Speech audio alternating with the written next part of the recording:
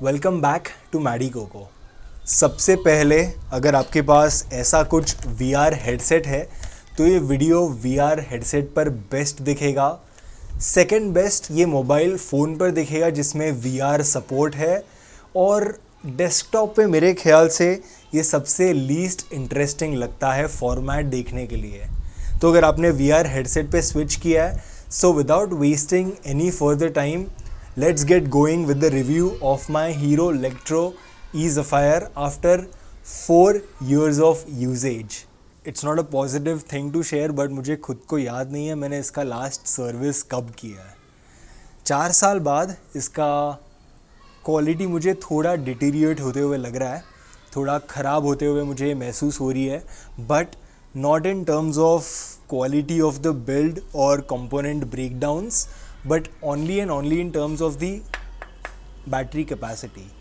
So exactly क्या difference feel हो रहा है इसके लिए मुझे साइकिल चलानी पड़ेगी और मैं आपको demonstrate कर पाऊँगा. So let's get going on the road now.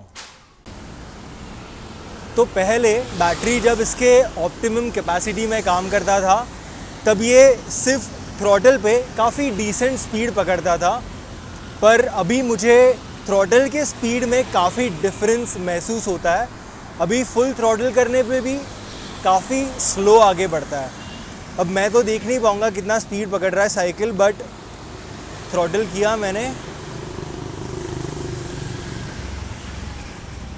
और आप स्क्रीन पे देख पाओगे ये क्या स्पीड पकड़ रहा है।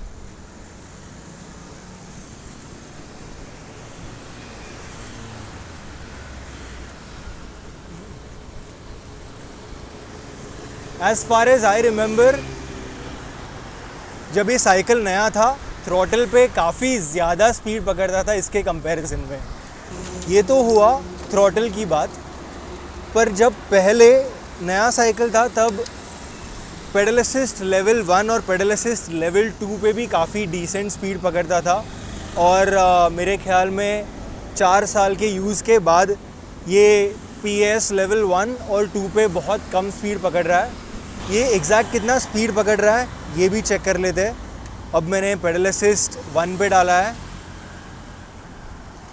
फर्स्ट गियर में मैं बहुत एफर्टलेसली पेडल कर रहा हूँ, मेरे पेडल पर वेट ज़रा भी नहीं है,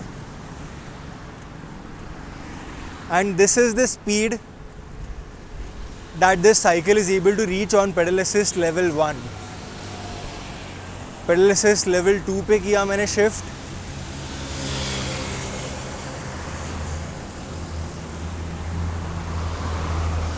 इसने ऑप्टिमम स्पीड ऑलरेडी पकड़ लिया है।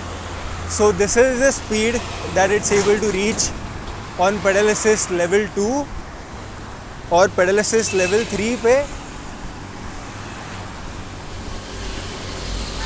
This is the speed that it's able to reach on pedal assist level 3। अब बैटरी का परफॉर्मेंस कम होने के वजह से जैसे हमने देखा स्पीड पर तो फ़र्क पड़ा है, पर क्या इसकी रेंज में फ़र्क पड़ा होगा?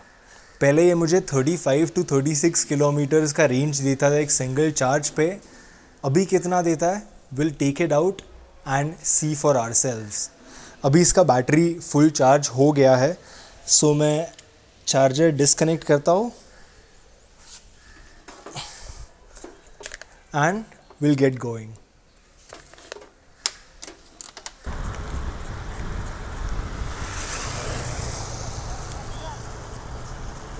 वहाँ पे जो माउंटेन है ना, आई डोंट नो कैमरा में दिख रहा है कि नहीं, वहाँ पे ऊपर जाना पॉसिबल है क्या, रोड है क्या, तभी देखना चाहिए। तो अब ये पावर देना भी काफ़ी कम हो गया है,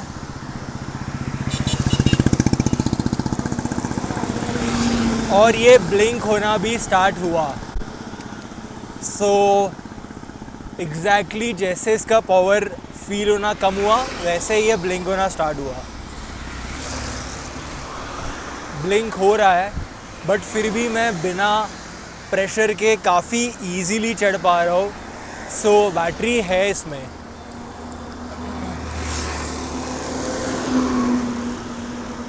अगर आप कंपैरिजन के लिए देखो तो सामने एक इंसान है जो बिना इलेक्ट्रिकल असिस्ट के चलाने ट्राई कर रहा है।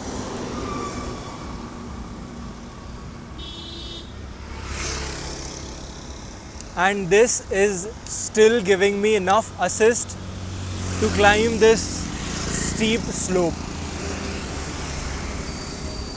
So this is the point where I'm gonna stop and check कितना range दिया है. And I was able to ride a distance of 20 kilometers, 20.04 kilometers on a single charge. तो 4 साल बाद मुझे hero electro ease fire purely electrical assist पे 20 kilometres का range दे रहा है। सो ये काफ़ी ड्रास्टिक डिफरेंस है फ्रॉम 35, 36 टू यहाँ पे बहुत आवाज़ है। मैं थोड़े शांत एरिया में जाके बात करता हूँ। कितना शांत एरिया है ये। सो या this was pretty much it for the review. और तो कुछ साइकिल में फ़र्क नहीं पड़ा है। आपको साइकिल का एग्जैक्ट कंडीशन जानना था तो आप 3 ईयर यूजेज वाला रिव्यू रेफ़र कर सकते हो।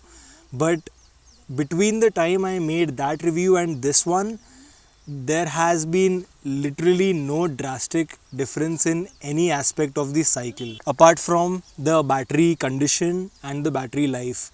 जो पहले 35 का रेंज देता था अभी ये 20-21 का रेंज दे रहा है। So I hope you enjoyed watching this video. If you did, don't forget to hit the like button and also don't forget to subscribe to the channel for more such electric bicycle videos. Thank you so much for watching. I will see you in the next one. Goodbye.